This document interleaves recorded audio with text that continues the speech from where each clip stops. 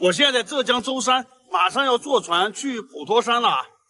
昨天我坐火车先去了宁波，今天早上宁波坐汽车到了舟山这个码头，现在从这个码头坐船去普陀山啊。哎呀，这个倒车好费劲啊！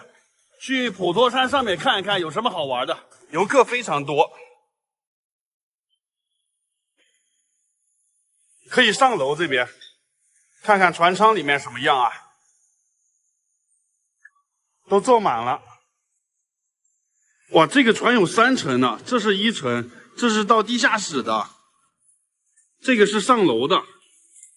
到楼上去看一看啊，站在楼上吹吹海风，看看风景。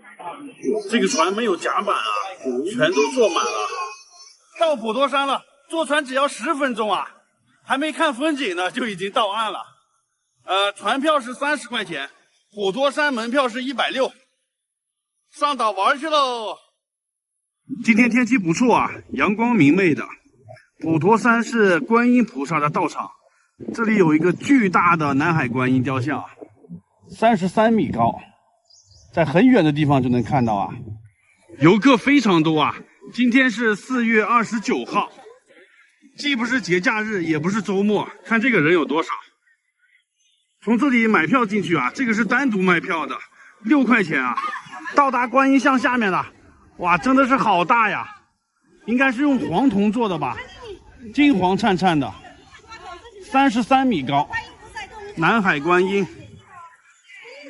烧香的人特别多啊，好多人扔钱的呀。这个普陀山其实是海上的一个小岛，它南北长8.6公里，东西宽是3.5公里。所以是海上观音，也叫海上佛国。关于这个南海观音有很多神秘的传说啊，其中流传最广的是这么个故事，就是说它有躲避台风的功能。因为浙江这边夏天很多台风的嘛，有很多次台风刮到这里的时候，突然之间就转向了，转的东北方向朝日本刮去了，出现了很多次这种现象，没人能解释得清楚啊。当地人都说是菩萨保佑的啊。大家看菩萨这个手掌啊，正对着南海，很多人说是菩萨的一巴掌把台风给转了方向了。当然这些都是传说故事啊，大家听一听就行了。来这里呢，合个影就好了啊。普陀山有3宝，这个塔就是其中之一，这个叫多宝塔，它就像正方形的盒子垒起来一样啊。它是建于元代的，它的塔顶啊有一个那个钵。我们看唐僧每次化缘的时候拿出那个钵啊，就是放在塔顶了。看那个楼顶上有一个凤凰，那个是纯金的啊，是凤凰卫视捐赠的，但是它是空心的，不是实心的啊。这里有一块大石头啊，上面写着海天佛国。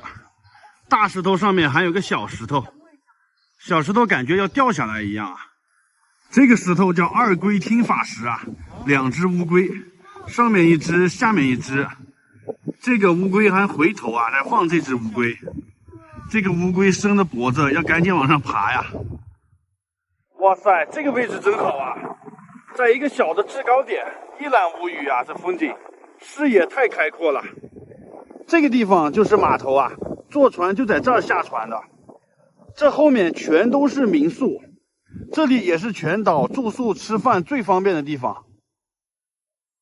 那里有一个南海观音的雕像啊，那里是热门景点，很多人一下码头，先去第一站就是这里。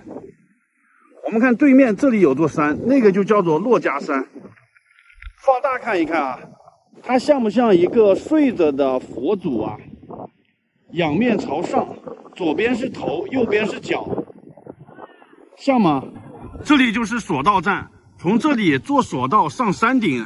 山顶有一个慧济禅寺，山顶叫佛顶山，是整个普陀山最高的地方。出发喽！车厢里只有我一个人。看我身后有一个宫殿，特别漂亮啊！这边山上还有一个佛塔。果然站得高看得远。索道的票价单程40块钱，往返70块钱。建议大家上去的时候坐索道，下的时候可以走下去。佛顶山这里拍照的人超多呀，旁边就是一个素食塔，自助餐39一位。这条街上都是卖小吃的，这一排啊，吃完凉皮没吃饱，再吃一个饼啊。这个饼15块钱。水果捞，各种水果，11块8一斤，生意太好了。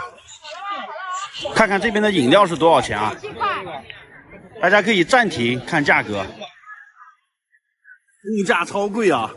普通的水是10块，像那个娃哈哈之类的就是15，可乐15，脉动15，然后茶叶蛋是5块钱，煮玉米是15。景点跟前的这个商店就贵啊，没办法，你不喝就得忍的。中午吃份凉皮儿，这一份25块钱。看看啊，有这个胡萝卜、黄瓜，这是豆角，这是萝卜、花生，分量还挺大的啊。今天天气热，吃点凉皮也香。这个绿色的不是豆角啊，它也是一种腌萝卜。这白的也是萝卜，好多萝卜呀。再去看看住宿情况吧。2排房间，我住的是这个。看一下我昨天晚上住的房间，这是普陀山岛上啊，2个小床的。看这个海景房。这大飘窗多爽啊！在房间里面看着外面的海景啊，那边还有个无人的小岛呢，太棒了！这个地方离索道不远啊，空调、柜子、电视都有啊，关键是很便宜，才105块钱啊一晚上，可以睡2个人的。卫生间看一看，洗个热水澡非常的爽。夏天来的时候可以去海里面游泳啊，游完泳回来洗个热水澡，太棒了啊！躺在床上就可以看到海景，哎呀，太舒服了，我都不想走了。晚上还可以听到海浪的声音。这个房间唯一的缺点就是离码头比较远，因为它在这个岛的最北边呢，离索道这里不远。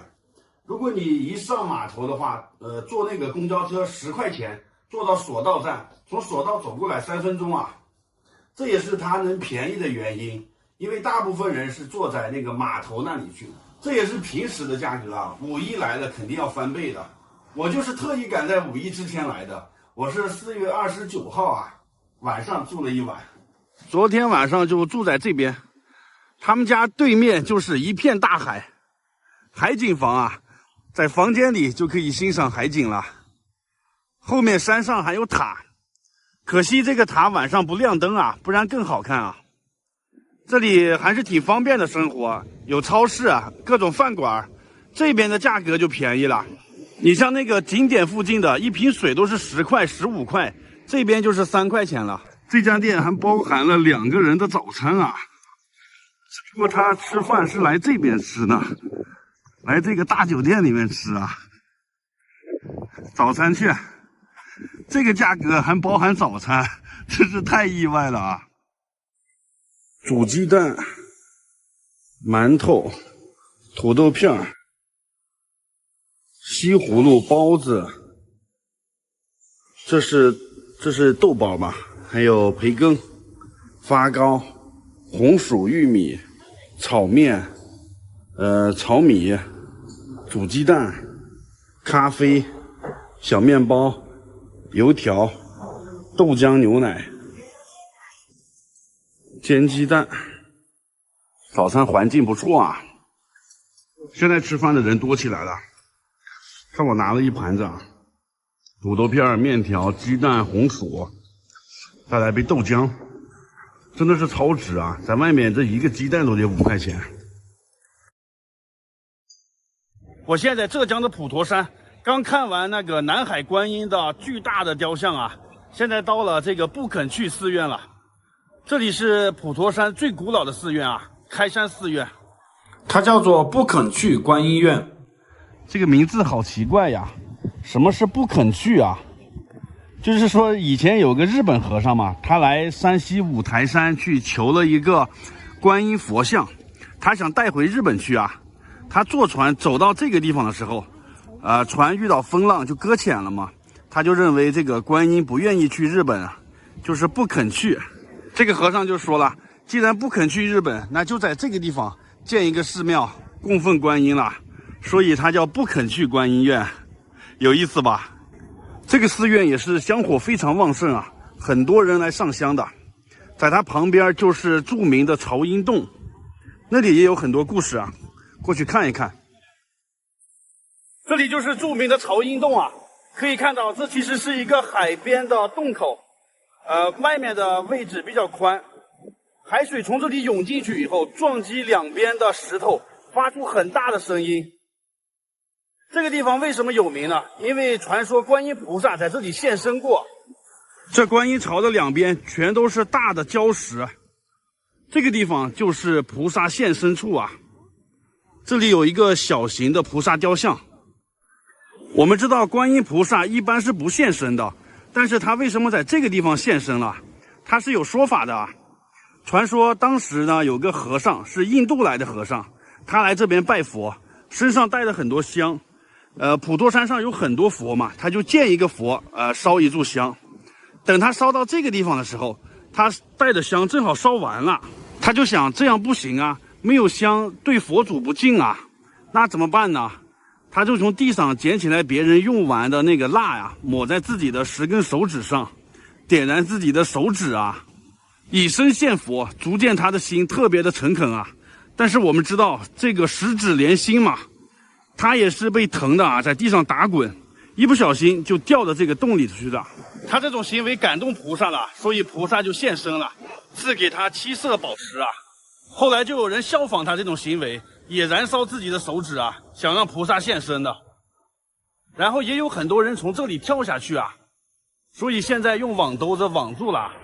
为了防止这种情况再出现啊，所以在这里立了个碑，上面写着禁止舍身燃指，说的就是这件事啊。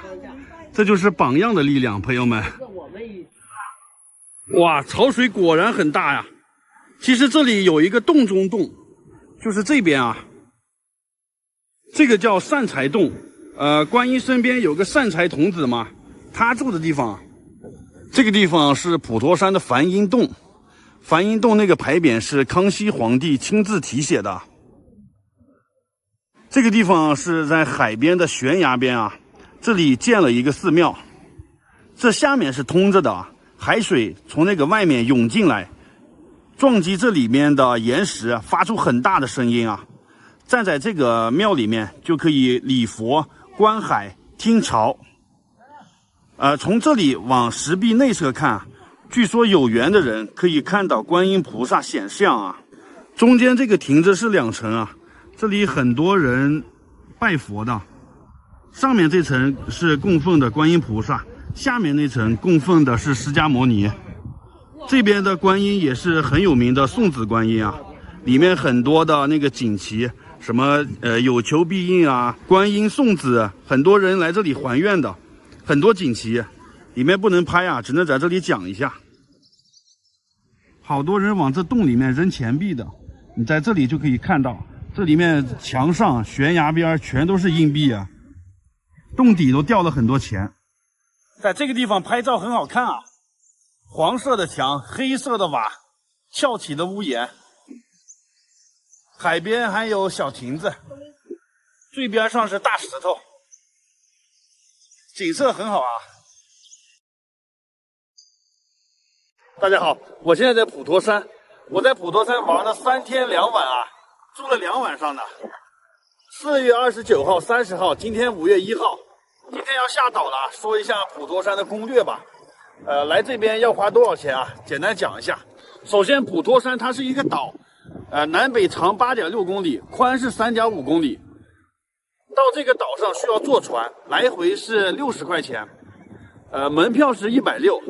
然后我们上岛以后要去这些寺庙里玩，里面很多寺庙的，比如说我身后这个南海观音，这个寺庙是6块，其他的比如说普济寺、法雨寺，还有佛顶山，他们都是5块钱。岛上这些寺庙是单门收费的，不包含在160的门票里啊。还有就是这些寺庙你需要准备现金，不收微信啊。然后爬佛顶山有一个索道，单程40，来回70。岛上的交通它是有交通车的，在这些景点之间来回转，循环发车的。那个近一点的5块，远一点的10块。这个黄色的车就是普陀山的公交车了。在这边等车啊，它是有好多通道的，去哪一站就在哪个站下面等车。这牌子上都写的要去的站点，价格也写好了，可以微信支付的啊，这个钱。上车了付款。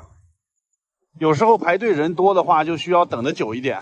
它这个都是循环发车的，车来了以后坐上人马上就走了，基本上等个3、5分钟就有一趟车。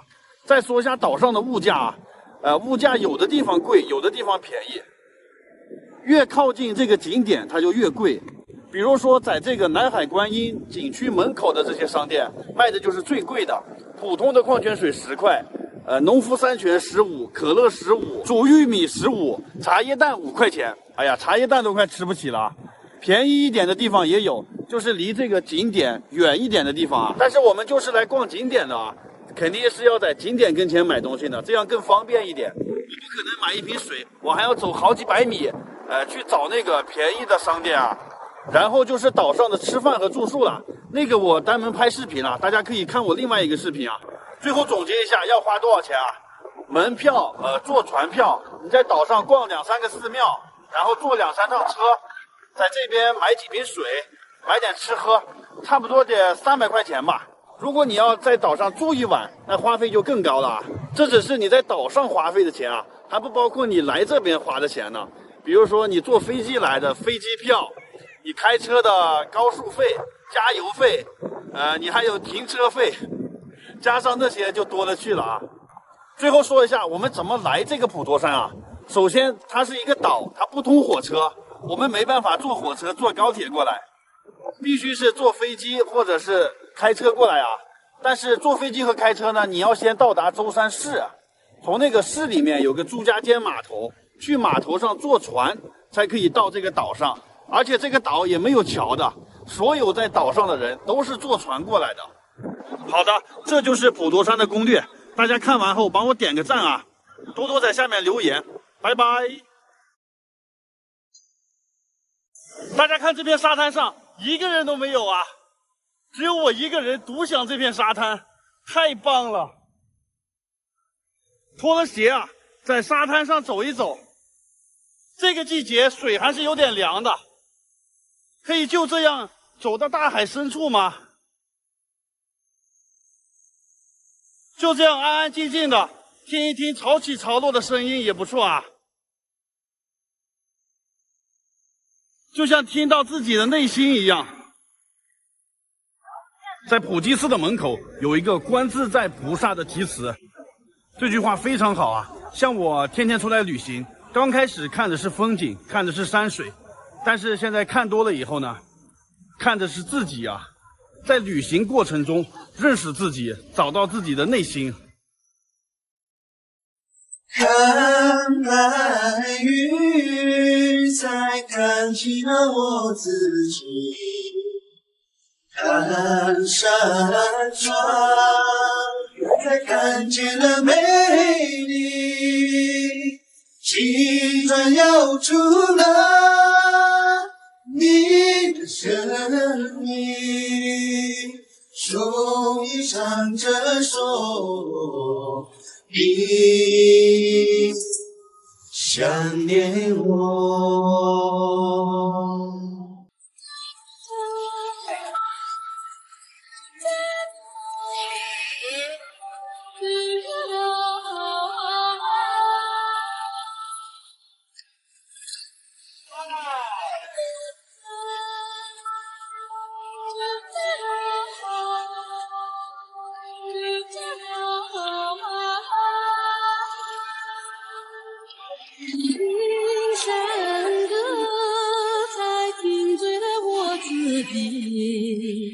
看山泉，心之无边。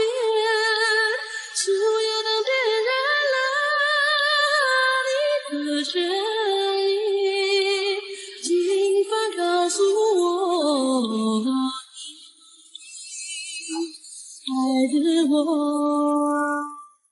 我现在在浙江省宁波市奉化县的溪口镇，这个地方是蒋介石的故居。今天5月3号来参观的人非常多，我也进去看一看，门票是120。这里为什么叫溪口镇？因为门口有一条河，这条河叫做善溪啊。他们村正好处在溪口的位置，这就是得名而来啊。这里环境非常好，青山绿水啊，人杰地灵的地方。我们先从空中整体看一下这个溪口镇的地势地貌。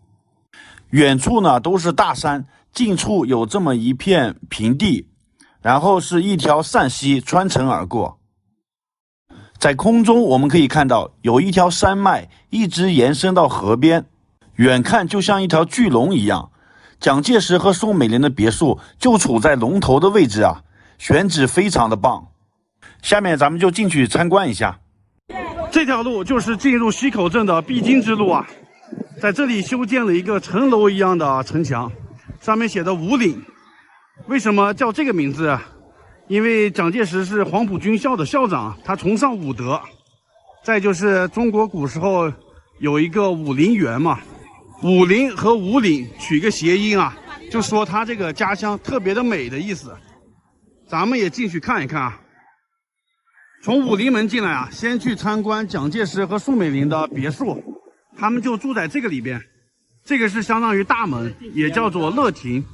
这亭着2楼是蒋介石的书房啊，1楼就是警卫室。如果他们俩回来的话，这个道路两边全都是警卫啊，保护安全的。进了乐亭，前面就是别墅了。这里有一个这个东西啊，这是水塔。干嘛用的？就是给宋美龄吃饭呀、洗脸呀用的。因为他们本地人都是用那个善溪里的水嘛。宋美龄不用善溪里的水啊，因为这个水啊，老百姓又淘米呀，又洗衣服呀，然后又倒马桶啊。蒋介石习惯了嘛，但是宋美龄不习惯。宋美龄从小就在美国留学啊，所以蒋介石单门为她修了这个水塔，把水抽上去，里面有过滤装置。过滤干净了，只供宋美龄一个人用。这个地方最早以前是文昌阁藏书的地方，后来蒋介石回乡祭祖的时候，发现这个文昌阁年久失修，破败不堪，他就让他哥哥蒋介清啊，重新翻修了一下。后来呢，就作为他和宋美龄的别墅了。他们家的老宅在那边呢，离得不远。宋美龄为啥不去那边住呢？因为她的原配夫人毛福梅在那边呢，宋美龄不方便去啊，他2个就单独住在这边。别墅周围是一圈走廊，这个就是别墅的1楼大厅。这大厅里面是蒋介石接见他下属的地方啊，很宽敞。当时张学良来了也住在这里啊。去2楼看看，这个就是别墅的2楼啊。外面是个客厅，里面是他们的卧室，这边有好几扇窗户，窗户外就是美丽的善溪，环境非常棒。看看客厅里有什么布置啊？有一个钢琴，那边是棋。宋美龄是琴棋书画样样精通，这个墙上啊还挂的宋美龄的作品啊，画的最多的就是兰花。这边是卧室了。看看总统套房啊，蒋宋卧室，这个卧室20平方左右吧，一张床，一个梳妆柜，一个衣柜，这边有个沙发。它这里面有个特点啊，就是床上面是有镜子的，两边都有镜子。据说是蒋介石生性多疑，怕别人刺杀他，然后放个镜子就可以观察到就是刺客。还有一种说法是说宋美龄特别爱美，想早上起来第一时间就能看到自己美丽的容颜啊。然后它这个床呢是有6条腿的啊，然后床头和这个床尾这个是一样高的，是那个男女平等啊，因为宋美龄是从美国留学回来的嘛。看看窗外的景色，太美了啊！一推窗就是这么美的美景。蒋介石用人有2个特点，第一个最好是他的浙江老乡，最好是宁波这里的，什么余姚、慈溪、奉化、舟山这附近的，再有一个就是黄埔军校的。你没有这2个条件，很难得到他的信任啊。